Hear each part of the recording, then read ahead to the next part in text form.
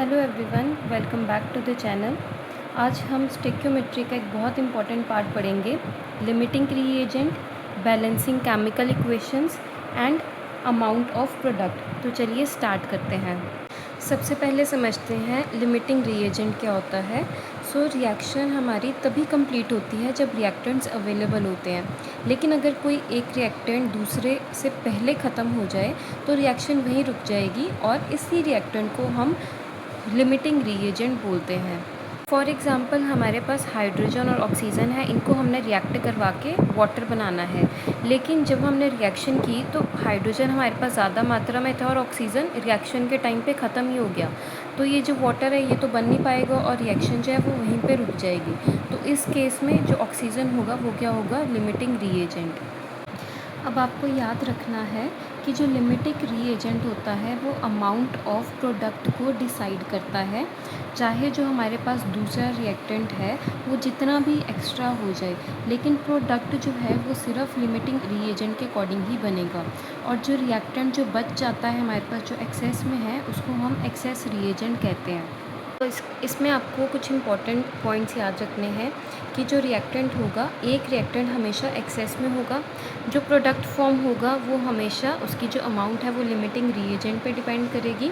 और जो limiting reagent है उसको फाइंड करने के लिए हमें रिएक्टेंट के मोल्स का बैलेंस्ड इक्वेशन के रेशियो से कंपेयर करना होता है।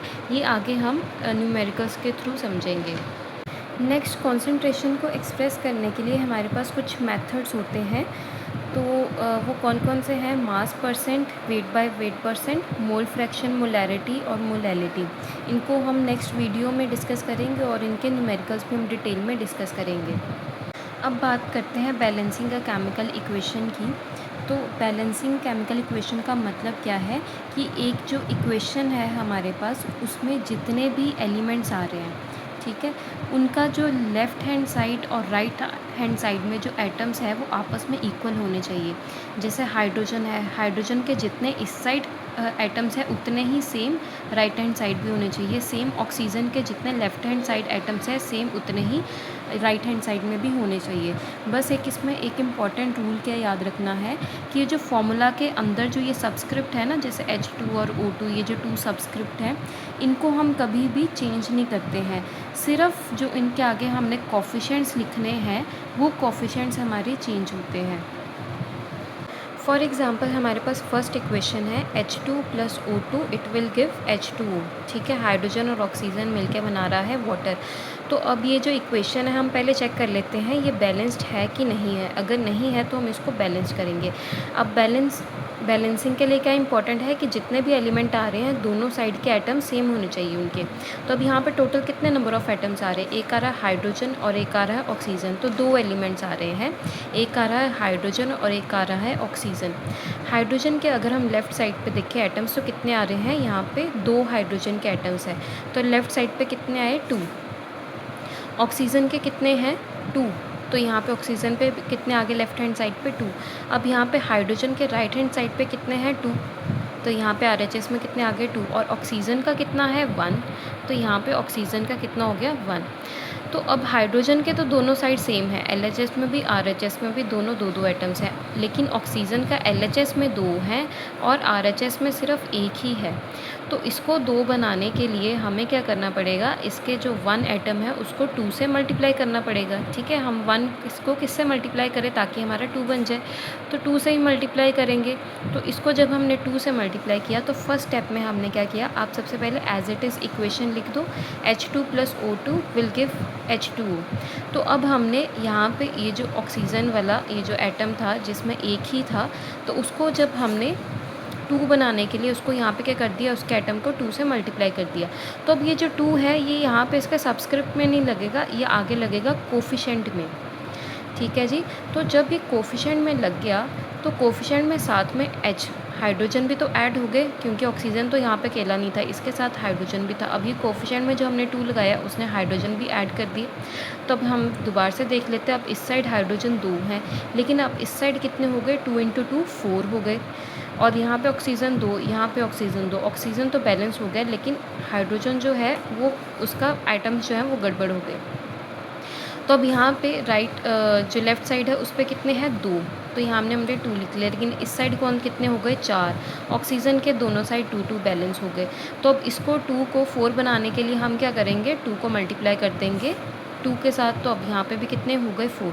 अब जो हमने ये 2 मल्टीप्लाई किया, पहले हम यही इक्वेशन ऊपर वाली दोबारा से लिख देंगे H2 + O2 it will give 2H2O। लेकिन अब हमने क्या मल्टीप्लाई किया, हाइड्रोजन को जो लेफ़्ट साइड है उसको 2 से मल्टीप्लाई किया। तो अब ये जो 2 है ये यहाँ पे नहीं मल्टीप्लाई होगा, सब्सक्रिप्ट को नहीं हम छेड़ेंगे, कहाँ पे लगेगा आगे कोफिशिएंट में। तो अब हम इक्वेशन अपनी देखते हैं। तो यहाँ पे हाइड्रोजन के टोटल कितने हो गए 2 × 2 4, यहाँ पे भी कितने हैं 2 × 2 4, यहाँ पे ऑक्सीजन के कितने हैं 2, यहाँ पे भी ऑक्सीजन कितना है 2। तो हमारी इक्वेशन क्या होगी, बैलेंस। हाइड्रोजन के और ऑक्सीजन के जो एटम्स हैं दोनों साइड कितने आ गए इक्वल, तो इक्वेशन हमारी क्या होगी, बैलेंस आउट। अब आपको एक चीज़ हमेशा याद रखनी है, जब भी आप बैलेंसिंग करोगे ना, तो आपने ऑक्सीजन को सबसे लास्ट में बैलेंस करना है और सेकंड लास्ट पे आपने करना हाइड्रोजन को। ऑक्सीजन को सबसे लास्ट में और हाइड्रोजन को सेकंड लास्ट में। उसके अलावा जो बाकी एलिमेंट्स होंगे वो पहले हम उनको बैलेंस आउट करेंगे। नेक्स्ट हम एक और एग्जांपल देख लेते हैं। Zinc + H2SO4 sulphuric acid it will give zinc sulphate and hydrogen. तो अब यहाँ पे टोटल नंबर ऑफ़ एलिमेंट्स कितने आ रहे हैं हमारे पास, एक है जिंक, एक है हाइड्रोजन, एक है सल्फ़र और एक है ऑक्सीजन। तो हमने क्या करना है, ऑक्सीजन को सबसे लास्ट में करेंगे बैलेंस, हाइड्रोजन को सेकंड लास्ट में, जिंक और सल्फ़र में हम किसी को भी ले सकते हैं। तो पहले हम जिंक के आइटम्स लिख लेते हैं। जिंक यहाँ पे कितना है 1 और इधर भी कितना है 1, तो जिंक के दोनों साइड कितने आ गए 1। हाइड्रोजन यहाँ पे कितना है 2 और यहाँ पे भी कितना है 2, तो ये भी दोनों के सेम आ गए। नेक्स्ट सल्फ़र, सल्फ़र यहाँ पे कितना है 1 और यहाँ पे भी कितना है 1 ही सल्फ़र है, तो 1 और 1। नेक्स्ट ऑक्सीजन, ऑक्सीजन के यहाँ पे कितने हैं 4 और यहाँ पे भी कितने हैं 4। तो यहाँ पे देखो दोनों साइड के सभी एलिमेंट्स के एटम जो है वो सेम है, तो ये इक्वेशन ऑलरेडी बैलेंस्ड है। नेक्स्ट हम एग्जांपल देखते हैं। सिल्वर क्लोराइड जब हम सिल्वर और क्लोराइड को मिक्स करें तो हमें क्या मिल रहा है, सिल्वर क्लोराइड। सो यहाँ पे अब टोटल नंबर ऑफ़ एटम्स कितने आ रहे हैं 2, एक सिल्वर और एक कौन सा आ रहा है, क्लोराइड। तो अब यहाँ पे हम एटम्स लिख लेते हैं। तो पहले हम लेफ़्ट साइड लेते हैं। लेफ़्ट साइड में सिल्वर के कितने एटम्स हैं 1 और राइट साइड में भी कितना है 1। क्लोरीन का यहाँ पे कितना है 1 और यहाँ पे लेकिन कितने हैं 2। तो अब ये तो Ag तो दोनों साइड इक्वल है, इसके एटम से इक्वल है, लेकिन क्लोरीन का यहाँ पे 1 है, यहाँ पे 2 है। तो इसको 1 बनाने के लिए हम क्या करेंगे, उसको मल्टीप्लाई बाय 2 कर देंगे। तो अब हमारे पास नई इक्वेशन क्या बनी, यहाँ पे तो ये सेम एज इट इज़ आ गया Ag + Cl2। हमने लेफ़्ट साइड में क्या किया, क्लोरीन को 2 से मल्टीप्लाई किया। अब 2 यहाँ पे नहीं आएगा, कहाँ पे आएगा, आगे कोफिशिएंट में। तो ये हमने आगे 2 लगा दिया, लेकिन जब हमने यहाँ पे आगे 2 लगाया तो इसके साथ तो सिल्वर भी लगा था, तो ये सिल्वर में भी 2 ऐड हो गए। तो अब यहाँ पे सिल्वर जो है वो हमारा डिसबैलेंस हो गया। तो इसको बैलेंस करने के लिए अब हम क्या करेंगे, तो फिर से 2 एलिमेंट्स आ गए हमारे पास। इधर Ag के कितने हो गए 2, यहाँ पे कितने हो गए 1, यहाँ पे क्लोरीन के तो दोनों तरफ 2 हमारे पास बैलेंस आउट हो गए। अब सिल्वर को बैलेंस करने के लिए जो हमारे पास यहाँ पे राइट हैंड साइड में एक सिल्वर था, उसको हम क्या करेंगे 2 से मल्टीप्लाई कर देंगे ताकि दोनों तरफ 2 हो जाए। तो यहाँ पे क्या बन जाएगी हमारी इक्वेशन 2AgCl। ठीक है, इस Ag को हमने 2 से मल्टीप्लाई किया तो यहाँ पे कोफिशिएंट में क्या आ गया 2 सिल्वर प्लस साथ में क्या आ गया क्लोरीन। सो हमारी बैलेंस इक्वेशन क्या आ गई 2 सिल्वर क्लोराइड। नेक्स्ट एग्जांपल हम देखते हैं Fe + H2O it will give Fe3O4 + H2। सो यहाँ पे सबसे पहले हम क्या करेंगे, अपने एलिमेंट्स देख लेते हैं। तो एलिमेंट्स, एक आयरन आ रहा है, एक हाइड्रोजन आ रहा है और एक ऑक्सीजन आ रहा है। तो ऑक्सीजन को हमने सबसे लास्ट में रखना है, इसको सबसे लास्ट में बैलेंस करेंगे। देन सेकंड लास्ट में क्या रखेंगे, हाइड्रोजन, और सबसे फिर पहले नंबर पे क्या आ जाएगा, आयरन। अब आयरन का अगर हम देखें तो यहाँ पे लेफ़्ट साइड में कितने हैं 1 और यहाँ पे कितने हैं 3, तो लेफ़्ट साइड में 1, इधर 3। हाइड्रोजन के देख लेते हैं, हाइड्रोजन के इधर कितने आ रहे हैं 2 और इधर कितने आ रहे हैं 2। ऑक्सीजन का इधर कितना आ रहा है 1 एटम और इधर कितने आ रहे हैं 4। तो अब यहाँ पे हाइड्रोजन के तो 2 सेम आ रहे हैं, लेकिन आयरन और ऑक्सीजन के अलग अलग हैं। तो सबसे पहले हम आयरन को बैलेंस कर लेते हैं।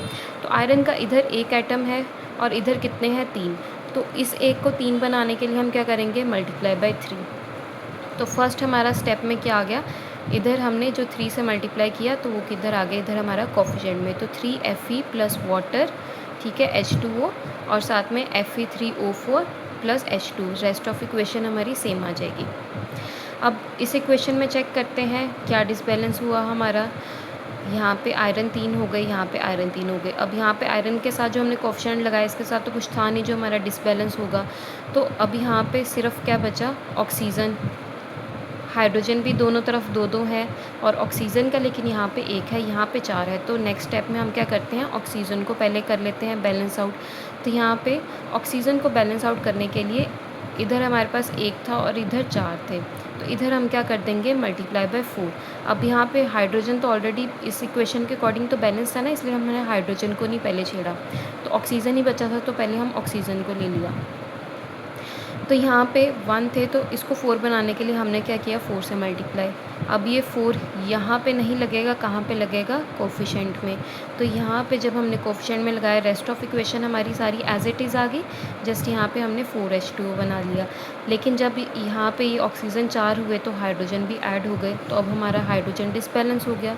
तो इसको बैलेंस आउट करने के लिए अब क्या हमारे पास नंबर ऑफ़ एटम्स क्या बने, 3 आयरन के 3 आयरन के, आयरन तो बैलेंस्ड है। हाइड्रोजन के इधर कितने हो गए, 4 2 का 8, और इधर कितने हैं हाइड्रोजन के, सिर्फ 2।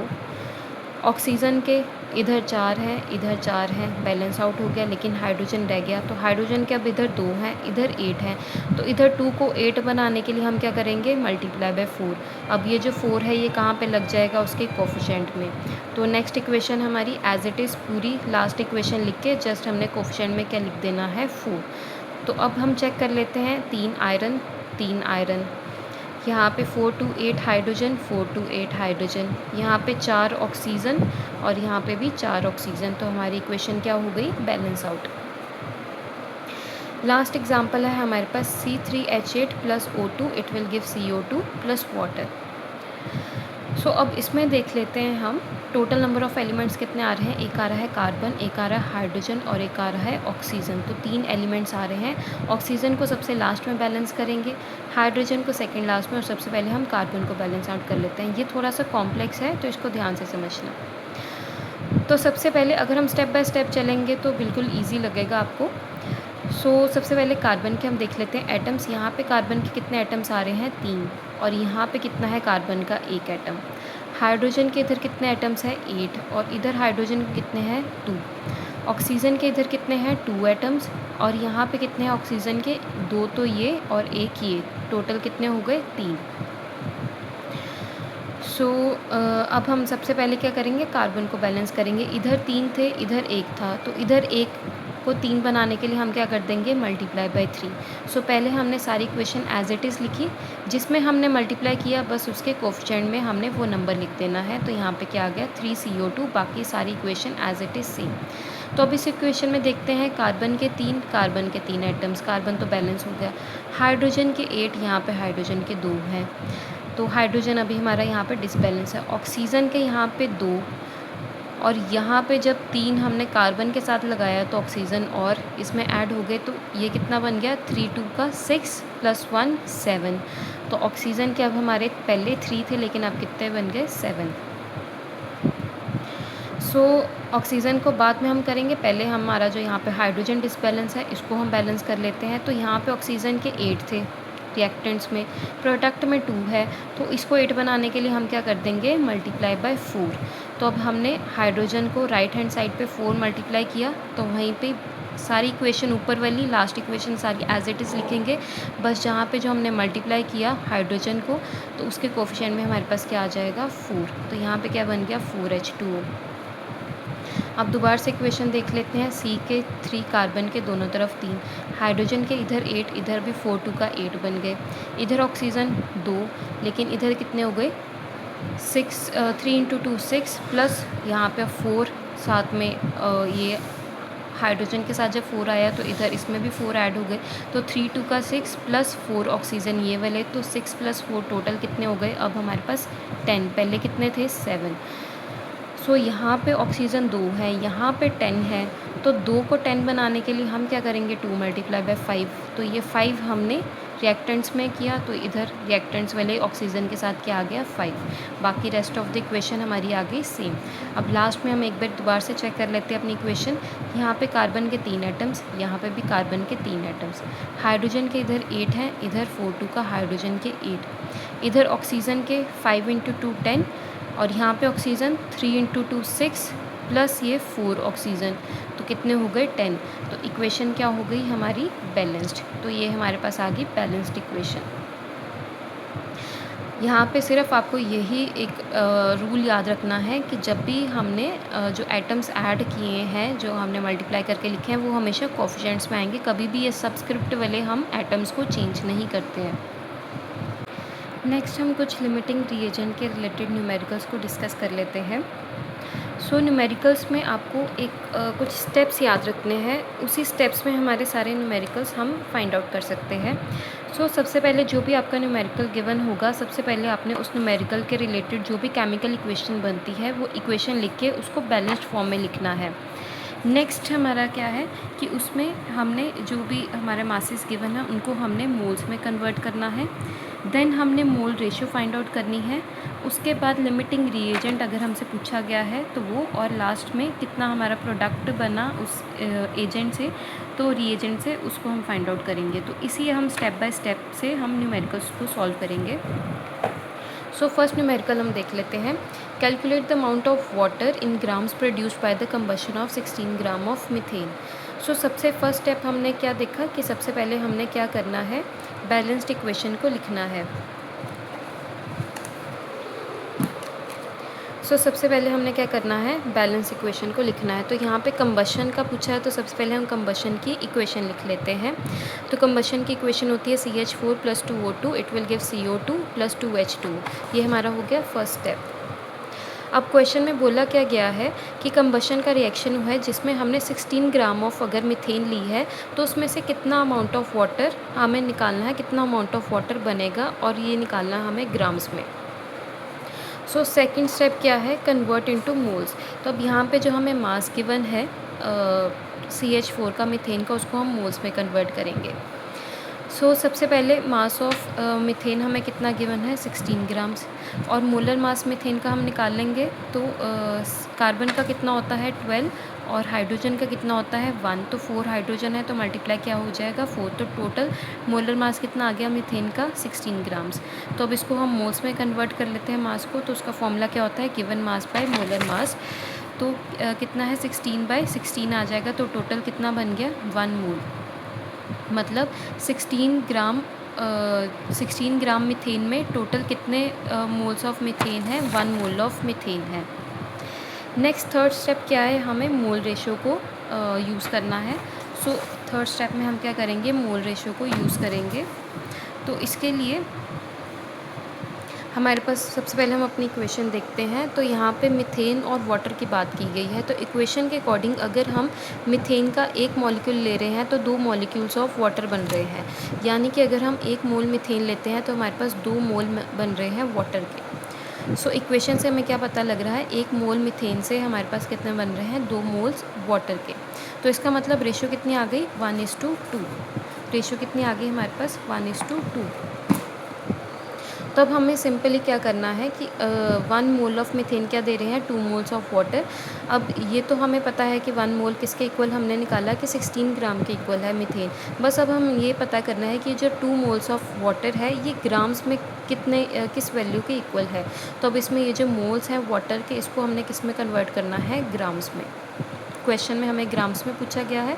सबसे पहले हम मोलर मास ऑफ वाटर निकाल लेंगे। तो हाइड्रोजन का मास कितना हो गया 1, और 2 है तो साथ में 2 मल्टीप्लाई हो जाएगा, और एक ऑक्सीजन का कितना होता है मास 16। तो इसको सॉल्व करके हमारे पास कितना आ जाएगा 18 ग्राम पर मोल। तो ये एक वाटर मॉलिक्यूल का मास हमारे पास कितना आ गया 18 ग्राम पर मोल। हमें कितने का चाहिए 2 मोल्स का। तो 2 मोल्स का निकालने के लिए 18 को 2 से मल्टीप्लाई कर देंगे तो टोटल कितना आ गया 36 ग्राम्स। यानी कि 16 ग्राम जो मीथेन है जब वो कंबशन अंडरगो कर रहा है तो वो 36 ग्राम्स ऑफ वाटर को प्रोड्यूस कर रहा है। फाइनल आंसर हमारा क्या हो गया 36 gram of water is produced. Question हम देख लेते हैं, how many moles of methane are required to produce 22 grams of carbon dioxide after combustion. अब सेम कंबशन का ही रिएक्शन है, लेकिन अब हमें क्या बोल दिया है, प्रोडक्ट का हमें बताया है कि इस कार्बन डाइऑक्साइड कितना ग्राम बन रहा है, 22 ग्राम्स। हमें बताना है कि मीथेन के कितने मोल्स बन रहे हैं। अब सिर्फ यहाँ पे मीथेन के मोल्स पूछे हैं, उसको ग्राम्स में नहीं पूछा है। तो सबसे पहले फर्स्ट स्टेप हमारा क्या है कि हमने बैलेंस्ड इक्वेशन लिखनी है। तो बैलेंस्ड इक्वेशन हम लिख लेंगे CH4 + 2O2 it will give CO2 + 2 times water. Second हमारा स्टेप क्या है कि हमने मास को किस में कन्वर्ट करना है, मोल्स में। तो अब हमें यहाँ पे किसका मास गिवन है, कार्बन डाइऑक्साइड का, तो इसको हम किस में कन्वर्ट कर लेंगे, मोल्स में। तो given mass of carbon dioxide कितना है, 22 ग्राम्स। मोलर मास इसका निकाल लेंगे, एक कार्बन का कितना 12, ऑक्सीजन का एक का 16, 2 है तो 2 से मल्टीप्लाई कर लेंगे। इसको सॉल्व करके हमारे पास कितना आ गया, मोलर मास कार्बन डाइऑक्साइड का 44 ग्राम्स। तो अब इसको मोल्स में कन्वर्ट कर लेंगे, तो मोल्स ऑफ कार्बन डाइऑक्साइड कितने आ गए, given mass upon molar mass. तो 22/44, तो ये कितना आ गया, 0.5 मोल। यानी कि टोटल जो हमारे पास 22 ग्राम्स ऑफ कार्बन डाइऑक्साइड में कितने मोल्स हैं, 0.5 मोल्स हैं। सो नेक्स्ट थर्ड स्टेप में हमें क्या करना है, मोल रेशियो देखनी है। तो मोल रेशियो हम किससे, बैलेंस्ड इक्वेशन जो लिखी है उससे देखेंगे। तो मीथेन और कार्बन डाइऑक्साइड का हमसे पूछा गया है रिलेशन। तो एक मीथेन, 1 मोल ऑफ मीथेन है और 1 मोल ऑफ कार्बन डाइऑक्साइड है। तो हमारे पास क्या है, रेशियो के अकॉर्डिंग 1 मोल ऑफ मीथेन, तो 1 मोल ही कार्बन डाइऑक्साइड का बना रही है। मतलब रेशियो कितनी है, 1:1। तो जितने इसके मोल्स होंगे उतने ही इसके मोल्स होंगे। तो अगर कार्बन डाइऑक्साइड के 0.5 मोल्स हैं तो मीथेन के भी हमने कितने लिए होंगे, 0.5 मोल्स ही लिए होंगे। सो हमारा फाइनल आंसर कितना हो गया, 0.5 moles of methane. Next numerical हम देख लेते हैं। 50 kg of nitrogen reacts with 10 kg of hydrogen, find the limiting reagent and mass of NH3 produced. तो हमें क्वेश्चन में दिया गया है नाइट्रोजन और हाइड्रोजन का रिएक्शन हुआ है जिसमें अमोनिया बना है, और इन दोनों की अमाउंट्स हमें गिवन है 50 और 10। हमें बताना है कि इस रिएक्शन में लिमिटिंग रिएजेंट कौन सा होगा, और ये जो NH3 इसमें बना है इसका मास कितना होगा। सो फर्स्ट स्टेप हमने क्या करना है, सबसे पहले हमने बैलेंस्ड इक्वेशन लिख लेनी है। तो बैलेंस्ड इक्वेशन हमारे पास आ जाएगी N2 + 3H2 it will give 2NH3। सो अब यहाँ पे हमें क्या पता लग रहा है, 1 मोल है नाइट्रोजन का, तो उसको कितने मोल चाहिए, 3 मोल लग रहे हैं हाइड्रोजन के। तो इनसे मिलके क्या बन रहा है, 2 मोल अमोनिया। तो सबसे पहला स्टेप हमारा बैलेंस इक्वेशन लिखना। सेकंड स्टेप क्या आ गया, मासेस को मोल्स में कन्वर्ट करना। तो सबसे पहले हम नाइट्रोजन का जो मास है उसको मोल्स में कन्वर्ट कर लेते हैं। अब ये जो मास है वो किलोग्राम्स में गिवन है, तो इसको हम ग्राम्स में सबसे पहले कन्वर्ट कर लेंगे। तो 50 kg का कितना आ जाएगा, 50,000 ग्राम्स। नेक्स्ट मोलर मास निकाल लेंगे इसका नाइट्रोजन का। तो एक का कितना होता है 14, तो 2 नाइट्रोजन का कितना हो जाएगा N2 का 28 ग्राम पर मोल। मोल का फॉर्मूला लगा देंगे, given mass upon molar mass. तो उसको सॉल्व करके कितना आ जाएगा 1786 मोल्स। उसी तरह से हम हाइड्रोजन का भी मोल्स निकाल लेंगे। तो हाइड्रोजन का मास हमें 10 kg गिवन था, ग्राम्स में कन्वर्ट कर लेंगे। देन मोलर मास एक हाइड्रोजन का होता है 1, तो 2 का कितना हो गया 2 ग्राम पर मोल। मोल्स निकाल लेंगे, दोनों को डिवाइड करके कितने आ गए 5000 मोल्स। सो अब हमारे पास नाइट्रोजन के मोल्स कितना आ गए 1786 और हाइड्रोजन के कितने आ गए 5000। अब थर्ड स्टेप में हम क्या करते हैं, मोल रेशो। तो 1 मोल ऑफ नाइट्रोजन था, इसको कितने मोल्स चाहिए, 3 मोल ऑफ हाइड्रोजन के, और ये किसके बना रहा है, 2 मोल्स बना रहा है, प्रोड्यूस कर रहा है अमोनिया के। तब सबसे पहले हम इसमें देखते हैं लिमिटिंग रीएजेंट। तो लिमिटिंग रीएजेंट में हमारे पास क्या है कि 1 मोल नाइट्रोजन को 3 मोल हाइड्रोजन के लग रहे हैं, ठीक है जी। तो 1 मोल नाइट्रोजन का जो हमें मास गिवन, हम कितना नाइट्रोजन का मास ले रहे हैं 50 kgs। तो 50 kgs मतलब 1 मोल नाइट्रोजन यहाँ पे कितना है 50 kgs है। तो टोटल हमारे पास 50 kgs में कितने मोल्स आए हैं नाइट्रोजन के, 50 kgs में कितने मोल्स आए हैं 1786 moles. So 50 kg of nitrogen जो हम यूज़ कर रहे हैं उसमें टोटल है 1786 मोल्स। तो यानी नाइट्रोजन के अगर हम इतने मोल्स ले रहे हैं तो हाइड्रोजन के कितने हो जाएंगे, तो उसको हम 3 मोल लग रहे थे ना, तो 1786 को 3 से मल्टीप्लाई कर देंगे। तो टोटल अगर हमारे पास कितना आ जाएगा 5358 मोल ऑफ हाइड्रोजन। मतलब अगर हम नाइट्रोजन के 1786 मोल यूज़ कर रहे हैं तो उसके लिए हमें हाइड्रोजन के 5358 मोल्स लगेंगे जिससे कि हम 2 मोल ऑफ अमोनिया को प्रोड्यूस कर सकें।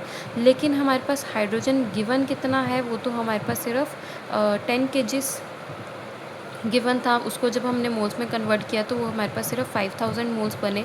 लेकिन अमोनिया जो है ये जो नाइट्रोजन है, ये इसको कितने चाहिए अमोनिया बनाने के लिए, 5358, लेकिन हमारे पास तो सिर्फ 5000 है जो हमने ऊपर निकाले, तो सिर्फ इतने मोल्स हैं।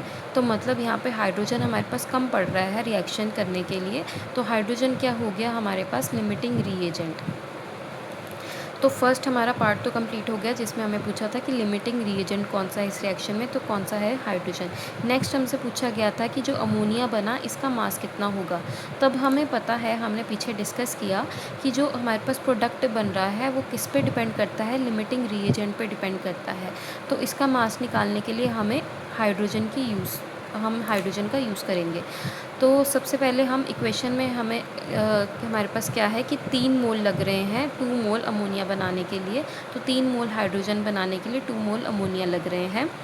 तो हमने टोटल मोल्स कितने निकाले हैं गिवन मास के अकॉर्डिंग, 5000 मोल ऑफ हाइड्रोजन। तो इसके अकॉर्डिंग हमारे पास इसके अमोनिया के मोल कितने आए, 2/3 मल्टीप्लाई बाय जितने हमें मोल ऑफ हाइड्रोजन गिवन थे। तो इसको सॉल्व करके हमारे पास आ जाएगा 333 मोल्स। तो अब इससे हम मास निकाल लेंगे। तो मास निकालने के लिए हमारे पास फॉर्मूला क्या होता है, सिंपली हमने जो मोल्स का फॉर्मूला था उसी से ही हमने मास का फॉर्मूला निकाल लिया। तो मास का फॉर्मूला क्या होता है, molar mass multiply by number of moles. So molar mass कितना है अमोनिया का, इसको हम निकाल लेंगे। एक अमोनिया में कितने होते हैं, 14, और हाइड्रोजन में 1, तो 3 हाइड्रोजन के एटम्स हैं तो कितने हो जाएंगे, इंटू 3, तो 14 + 3 कितने हो गए, 17 ग्राम पर मोल। तो मोलर मास ऑफ अमोनिया कितना आ गया, 17, और मोल्स हमने निकाल लिए कि अमोनिया में कितने मोल्स हैं अकॉर्डिंग टू हाइड्रोजन, 4 × 3। इसको सॉल्व कर लेंगे तो हमारे पास कितना आ जाएगा, 5,661 ग्राम। इसको हम केजीज़ में कन्वर्ट कर लेंगे। देन लास्ट में हमने राउंड ऑफ कर लिया। तो हमारे पास दोनों चीज़ें निकल के, लिमिटिंग रिएजेंट भी जो कि है हाइड्रोजन, और मास ऑफ अमोनिया भी कितना आ गया, 56.6 किलोग्राम्स।